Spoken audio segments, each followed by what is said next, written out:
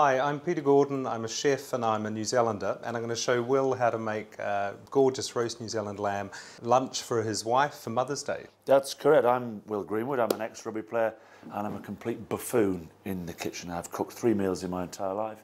I'm stereotypically northern, I follow my dad's lead, I come home, I like the supper to be on the table, wife in a penny having prepared it. However, life has now changed, the world has now changed, and I need to spread out my horizons and learn how to be a real man, which involves making a sumptuous Sunday lamb roast for my wife and 3 children, allowing my wife to go off, have a beauty treatment, come back, and everything to be prepared magically, like it is for me, 364 days of the year. Excellent. And you've got a beautiful penny. Well, in golf, the right glove, the right clubs, they say all the gear, no idea. Okay. So that would be my basic premise today. Okay. We've got the lamb, the hero of the dish, the New Zealand lamb. Onions, garlic, rosemary and thyme are going to become part of the marinade. We're going to be throwing in some parsnips, we're going to be throwing in some baby carrots. We're going to make a mash, and then it's going to be finished off with some lovely green vegetables. Your favourite, I believe? Yeah, no, broccoli. 35 years without eating a vegetable until a fantastic Kiwi chef called Solomon Othello introduced me, and ever since then I've embraced the vegetables apart from 3: broccoli, cauliflower, sprouts. Oh, well, you're going to have one of them today. So, onion marinade. Under this chopping board, I've put a cloth because the cloth stops the board sliding. Yeah. Put 3-4 cloves of garlic in here. So you've been to New Zealand, haven't you? 4 or 5 times, touring. Squash it with your knife. Yeah. And then It just softens it up. yeah. There we go. Yep. So 4 or 5 times. 4 or 5 times, mainly on tour, but more recently, World Cup time, obviously, being over. But I've always been on tour, so you've been in hotels, haven't seen the beauty of the country. But this time round, went to the Branket Estate, Marlborough, the Hooker Falls, the Hooker Lodge. Beautiful. Where's that? Lake Taupo, Lake which is Taupo. superb. I saw a little bit more of the country other than a hotel and a training field. And it was nice also not to get my head beaten in, because basically when you go to New Zealand as a rugby player, as an Englishman, physical violence follows. It's part of the norm. Okay. Yeah. Hold your rosemary. Just pull the leaves off. Same with the thyme. Yeah. But actually with the thyme, what we'll do is we'll go straight into the bowl. Rosemary here, we're just going to roughly chop. So remind us, so far we've had an onion, we've done 3 or 4 cloves of garlic, had rosemary, 3 or 4 sticks, and some thyme, 3 or 4 sticks. Pulled off, chopped, job done. And that would be now known as, what is that? What's that? Well, that, form at this the point, basis of? it's nothing, but once we put this olive oil on, it's a marinade. How much oil have you just put in? That would be about 1/3 of a teacup, bit of salt, and then some peppercorns. And being a complete simpleton, that is a leg. That's a leg of lamb, Right. yes. With the lamb here now, I'm just going to stab around, and it means that a lot of the flavours are going to come in from this little marinade we've made. Yeah. And then you're going to rub this all over. Now, And rub all the that fascinating thing about my existence with my wife is the fact that she was a vegetarian. Oh, really? Complete and utter vegetarian. And you were a non-veggie? So for the first 5 or 6 years, Yeah. she was still a vegetarian, Yeah. and was cooking 2 meals every time we Plonk ate. some of that on the top as well. So And does then that she mean... gave in first and decided to eat meat and burgers. Okay. And then I now eat vegetables. So now we can actually share a meal Some together. of that one on top as well. And then in 20 minutes time, this goes in the oven. Okay, so it's had 20 minutes. This goes in the oven. So it's around 180 degrees or 170 with a fan-forced oven. The oven's preheated, and we're going to give that an hour. Okay, so the lamb's been in for an hour. Right. The parsnips, I now need you, with your chopping skills, just to chop it into chunks. Okay. Yeah. Yeah. Lamb, flip her over, but we pour on a bit of water, about 3/4 of a teacup. The parsnips have a habit of burning, so this here allows them to steam slightly.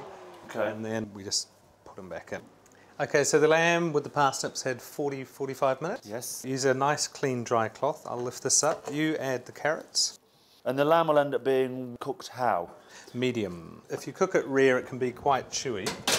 And to be honest, the flavour develops in these mussels if it's cooked medium. Broccoli. Broccoli, oh no, really? Do we have to? So for this, we're going to be having buttered peas and broccoli and mashed potatoes. So Super. Have you ever I've prepped not broccoli? touched broccoli before. Okay, come on, go with it. Pick it up. Brain. Like that. Okay. Now what you want to do with this is snap it apart, okay? Yeah. Chop the big ones down in half. Yes. Keep the small ones as they are. Yes. Because with cooking, what you're trying to do is make sure it all cooks in the same amount of time. Right. They'll be in there. We've got frozen peas and then spuds. So they're just boiling away, and this is going to be mashed with cream and butter. So the lamb's cooked. Yes. Yep. Time to bring it out of the oven. Just going to turn the oven off as well. Beast. Now what we want to do is rest it. If you were to slice this now, all the juices run out and the meat tightens up. So you just want to rest it for, say, 10 minutes or so. Okay. So if you cover that with a bit of foil, seal her up. And it's not a perfect science yet. No, that's good. You got it? Then the veggies are just going to come out of here because I'm going to make the gravy in this roasting dish. So this in the oven I've turned off. And we've got the mash to make. So what I've got here are the spuds have just boiled in lightly salted water. Yes. Drain them in a colander. And then back butter and cream in here. Near enough a cup of cream. Okay, cream and butter to the boil. Spuds go in. Grab your masher, give that a good munch up. And season it with salt and pepper. Right, that's one side. This goes straight in the sink and get ready to wash. In the sink, yep. We've now got our lightly salted water for our broccoli. And we're going to make gravy. If for some reason all these little bits on the bottom, which are the onions and the garlic, have burnt, which can happen if the oven's a bit hot, scrape them out because you're going to end up with a burnt gravy. But these are beautifully caramelised. So I'm just going to add a little bit of flour just to thicken it. So if you stir all that in, make a nice, what we'd call a brown roux. Okay, peas go in. Actually, I'm just going to add a little bit of plain water to it. Broccoli and peas are ready. Put this back in the pot. We'll just give that a stir in a second. Then we've got this liquid here. Yes. It'll have remnants of broccoli flavour. And then the trick with avoiding lumps is to not add too much liquid at once. And then to make it even more flavoursome, Yes. we're going to put in the juices that have come off the lamb. Pour that in, and then we're just going to let that simmer. Okay, so the gravy's made, the mash is done, the peas and broccoli are all good. Veggies are in the oven, plates are in the oven. It's important you serve it on warm plates. And in terms of when we get ready, because I'm already thinking of having a nice tipple with this, I have my own versions of what I like to drink with this, but I'm going to ask the expert and say, what should I have with this?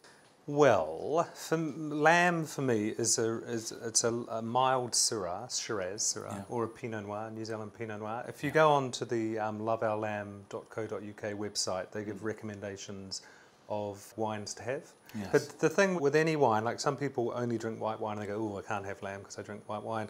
It's not true at all. No. Like a good, robust white wine will stand up to a lovely meal. Right. A spicy meal requires... Because that's what I was terrified of saying. Because if I'm honest, I prefer a nice white. Oh, I would go then a Pinot Gris, a Chardonnay, something with a bit of oak, so a Chardonnay works quite well. There's some Sauvignon Semillons out there that have a bit of oak in them as well. Carving the lamb, the bone of the lamb comes round through here, and holding the bone, you just go around and you cut the various bits of meat off. Okay? Yeah. Then what you do, you just go through, you try and cut it reasonably thin. There's movement behind the camera here. Can you feel them inching closer? So shall we plate up? So how is it? Oh, majestic, wonderful. Yeah. And for everyone out there who's terrified of it, seeing how simple it is, can't wait to try it myself. If not, I've got your mobile phone number. I'll text. But in the meantime, that is, you've opened my eyes. Absolutely opened my eyes. Okay, well look, if you want any more hints, tips or recipes, and even some wine hints, go to the website loveourlamb.co.uk and you'll find it all on there.